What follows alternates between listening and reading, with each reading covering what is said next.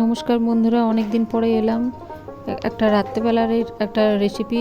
মানে ওরা বায়না করলো খাওয়ার জন্য আলু আর মাশরুমের তরকারি করতে। তো তেলটা কড়ার মধ্যে দিয়ে একটু হাতটা ধুতে গেলাম, ধুতে গিয়ে একটু তেলের মধ্যে জল পড়েছে, যেটা আপনারা দেখছেন এটা ছিটাচ্ছে। এটা কোনো ব্যাপার না, এটা 1 মিনিটের মধ্যে বন্ধ হয়ে গেল। তারপর আমি রান্নাটা শুরু করলাম।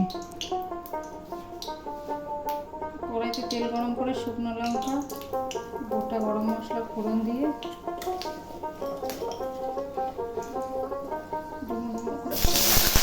আলু দিয়ে দিলাম।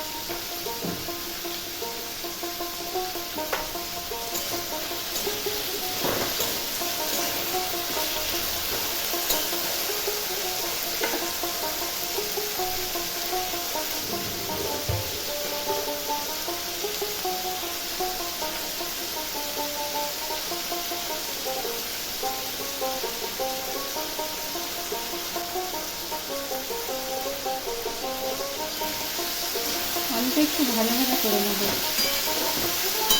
একটু লাল হয়ে গেলে তারপরে মশলাটা দেবো।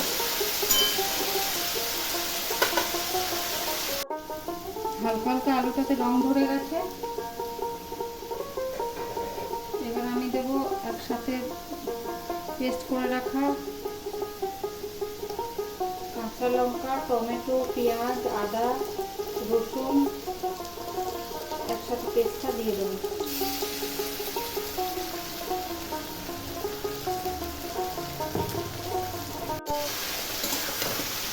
পেস্টটা দিয়ে একটু নাড়তে থাকবো, কষাতে থাকবো এটা।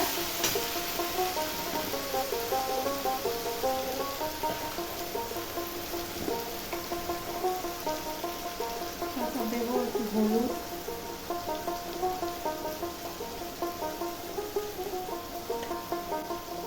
একটু ধনে,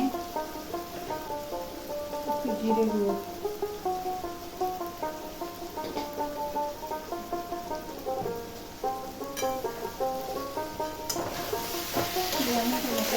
মাশরুমটা আমি অতটা খেতে পছন্দ করি না, কিন্তু মাশরুমটা বলে খাওয়াটা খুবই ভালো। এরা বাবা আর মেয়েতে পছন্দ করে খুব, সেই জন্য মাঝে মধ্যেই মানে মাশরুমটা আমি রান্না করি। কালারের জন্য দিলাম একটু কাশ্মীরি রেড চিলি পাউডার।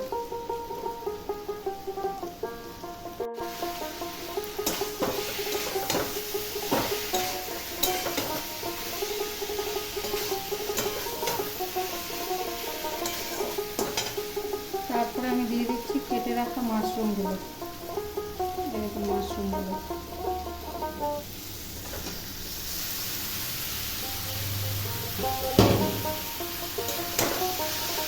এটা রাতে বায়না ধরেছে খাবে, সেই জন্য আমি আর এইভাবে করলাম না। আমি অন্যভাবেও মাশরুম বানাই, আজকে এইভাবেই কষিয়ে বানিয়ে দিচ্ছি।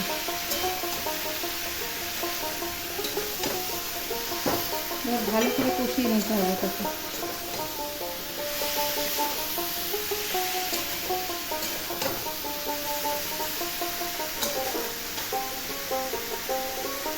আর একটা জিনিস দিতে হবে, একটু ব্যালেন্স আনার জন্য একটু চিনি কয়েকজন।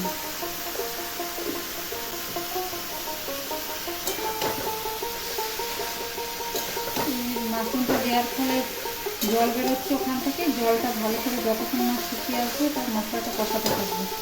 আর সিমে আঁচে করে করলে ভালো হয়।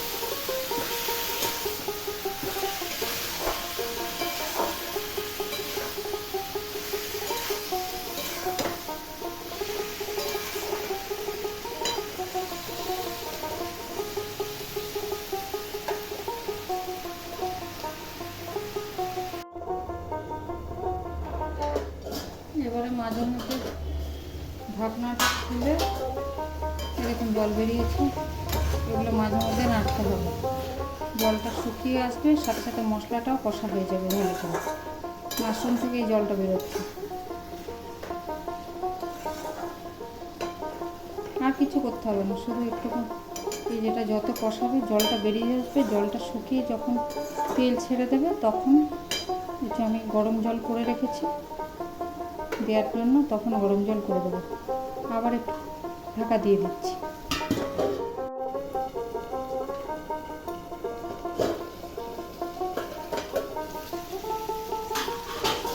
এবার আমি খুলে দেখছি জল কষানো হয়ে গেছে।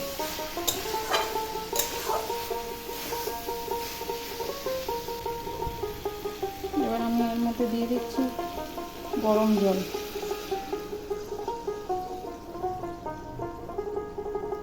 জলটা একটু বেশিই দিলাম যাতে আলুটা আর মাশরুমটা সেদ্ধ হয়। 50% সেদ্ধ হয়ে গিয়েছিলো কষাতে কষাতে আলুটা, তাও যাতে একটু সেদ্ধ হয় একটু জলটা বেশি দিলাম।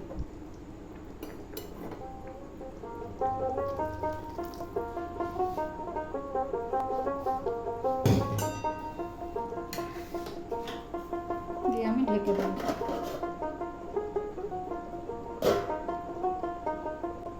এটা ফুটতে থাক, কিছুক্ষণ পরে এসে আমি এটা খুলে দেখব কেমন হয়েছে। আর শুধু আর কিছু দিতে হবে না, নামানোর আগে একটু গরম মশলা দিয়ে দিলেই হয়ে যাবে। আলুটা সেদ্ধ হয়েছে আমি পারফেক্ট। আলুটা সেদ্ধ হয়ে গেছে, একটু ঝোল রাখবো। গ্যাসটা অফ করে দিলাম, দিয়ে শুধু একটু গরম মশলা দিয়ে দেবো।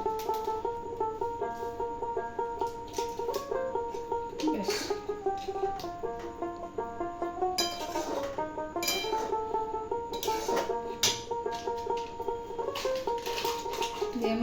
আজকে হঠাৎ মনে হলো এই রেসিপিটা একটু আপলোড করি আপনাদের সামনে।